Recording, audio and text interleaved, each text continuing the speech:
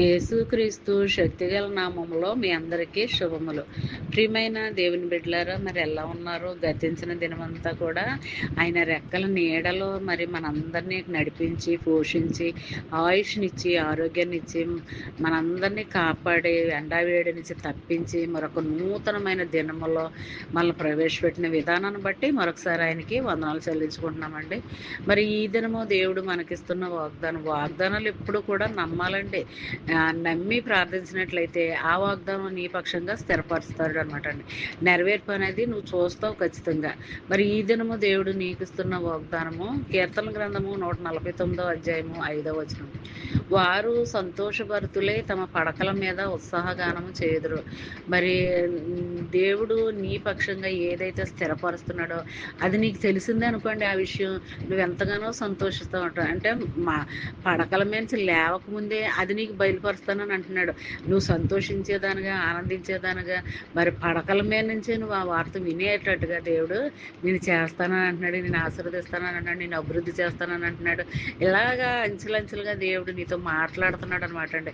అభివృద్ధిలోకి నేను తీసుకొస్తానని అంటున్నాడు, నడిపిస్తానని అంటున్నాడు, కాపాడుతానని అంటున్నాడు. అనేక రకాలైన ఆపదల నుంచి, ఇబ్బందుల నుంచి, బలహీనతల నుంచి, సమస్యల నుంచి, అన్నిటి నుంచి మరి తప్పించి మరొక నూతనమైన దినంలో నేను ప్రవేశపెట్టలేదా? అలాగే మరి ఈ వాగ్దానంలో కూడా మరి నేను ఎంతో సంతోషంగా ఉంచుతానని అంటున్నాడు. సంతోషకరమైన వార్తను నువ్వు వినేలా చేస్తానని అంటున్నాడు. ఎప్పుడు పడకల మీద నుంచి లేవకముందే అది నీకు బయలుపరుస్తానని అంటున్నాడు. అలాంటి స్థితిలో మరి దాన్ని పొందుకోవటానికి నువ్వు సిద్ధపడి ఉండాలని దేవుడు ఇక్కడ మాట ఇస్తున్నాడు అనమాట అండి. అలాగా పడకల మీద నుండే సంతోషంగా ఉండటానికి దేవుడు మరి నీకు ఆధారకరమైన వాగ్దానం ద్వారా బయలుపరుస్తున్నాడు అనమాట. అంతే కదండి.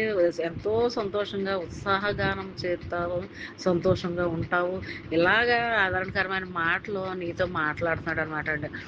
ఎప్పుడు కూడా వాగ్దానాలు నమ్మాలి, విశ్వసించాలి.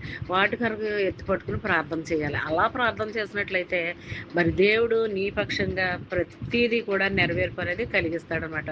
ఓటమి అనేది నువ్వు చూడవన్నమాట అండి. ఈ దరిదాపులకు రాదనమాట అండి ఓటమి అనేది.